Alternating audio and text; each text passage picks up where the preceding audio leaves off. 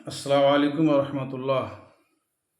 آج کل ایک سوال یہ آتا ہے کہ مولانا قربانی کل کتنے دن کر سکتے ہیں؟ تو دیکھیے، اس میں بھی علماء کا کافی اختلاف ہے۔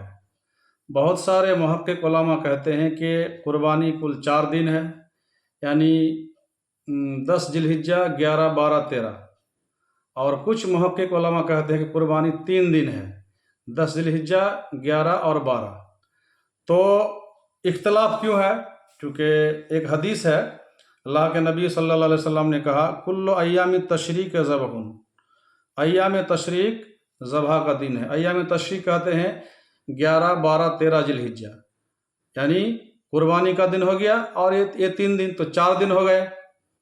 اور ایک حدیث ہے النحر ثلاثۃ ایام، کہ قربانی 3 دن ہے۔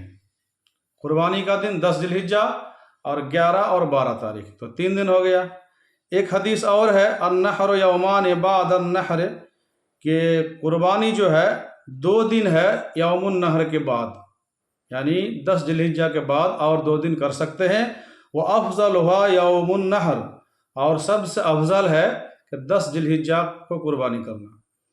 تو یہ سب جو احادیث ہیں، تو ان احادیث میں علماء کا کافی اختلاف ہے۔ کچھ علماء نے کہا کہ یہ حدیث ضعیف ہے، کچھ علماء نے کہا کہ یہ حدیث صحیح ہے۔ اب صحیح اور ضعیف میں جب اختلاف ہے تو آپ کس پر عمل کریں گے؟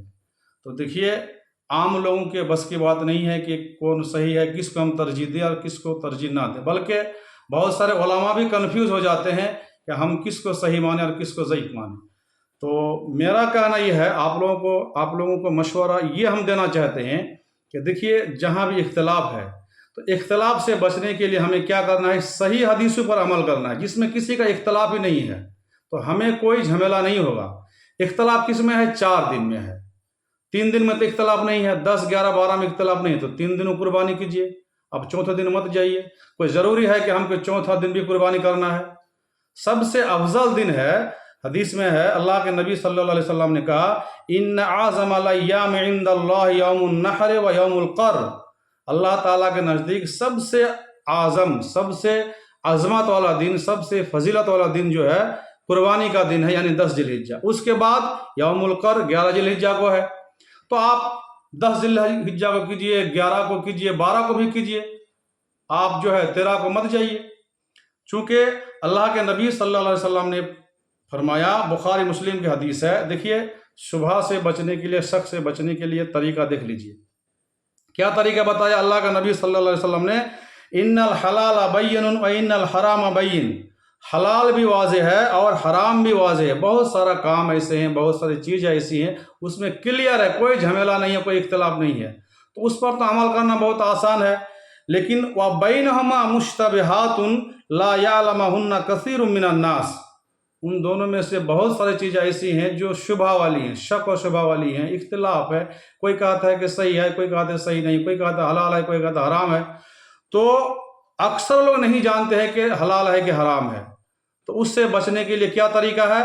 اللہ کے نبی صلی اللہ علیہ وسلم نے کہا فَمَنِ اتَّقَى الشُّبُهَاتِ اسْتَبْرَأَ لِدِينِهِ وَعِرْضِهِ، جو لوگ شبہات سے ڈر گیا، شبہات سے بچ گیا، شک و شبہ والی چیز سے، اور اس پر عمل نہیں کیا، تو استبراء لدینہ وعرضہ، تو گویا کہ اس نے اپنا دین اور اپنی عزت کو بچا لیا۔ ومن وقع فی الشبہات وقع فی الحرام، اور جو لوگ شبہ والی چیز میں واقع ہو گیا، شبہ والا کام میں پڑ گیا، اس کو کر ڈالا، تو گویا کہ اس نے حرام کام کر ڈالا۔ اس لیے شک و شبہ والی چیز سے ہمیں بچنا چاہیے۔ اللہ کے نبی صلی اللہ علیہ وسلم نے دوسری حدیث میں کہا ہے کہ تم فاجتنبوہ، تم شک و شبہ والی چیز سے بچو۔ اب جو ہے، اس سے پہلے بھی بہت سارے لوگ بولتے تھے کہ مولانا یہ جو 10 دن ہے عشرہ ذی الحجہ کا، کوئی کہتے ہیں کہ بال ناخن کاٹے، کوئی کہتے ہیں نہ کاٹے، کوئی کہتے ہیں جو قربانی دے گا وہی کاٹے گا، کوئی کہتے ہیں کہ فیملی کے لوگ کاٹ سکتا ہے اور جو قربانی دے گا وہ نہیں کاٹے گا۔ تو بھائی، اختلاف ہے نا، تو اختلاف سے بچنے کی آسان طریقہ کیا ہے کہ ہم 10 دن تک اگر سارے فیملی کے لوگ بال ناخن نہ کاٹے، اس میں کیا حرج ہے؟ کوئی گناہ ہے کیا؟ کوئی گناہ تو نہیں ہے۔ ہم سارے لوگ 10 دن تک رکے رہیں گے ان کاموں سے۔ اختلاف ہے کیا؟ کاٹنے میں، نہ کاٹنے میں، تو ہم نہیں کاٹیں گے، بس جھمیلہ ختم۔ تو ٹھیک اسی طرح آپ جو ہے سوال کرتے ہیں بار بار کہ مولانا کوئی کہتا ہے کہ 4 दिन करेंगे, کوئی کہتا ہے 3 दिन करेंगे. تو اب چوتھا دن جاتے کیوں ہے؟ 3 दिन میں قربانی سمیٹ لیجئے نا. اللہ کے نبی صلی اللہ علیہ وسلم ایک دن میں یعنی قربانی کے دن میں 100 اونٹ ذبح کیے تھے. معلوم ہے آپ کو, مسلم شریف کی حدیث ہے, 100 اونٹ ذبح کیے اللہ کے نبی صلی اللہ علیہ وسلم. اپنے ہاتھ سے 63 اونٹ ذبح کیے, باقی 37 اونٹ جو ہے حضرت علی رضی اللہ عنہ سے ذبح کروائے ہیں.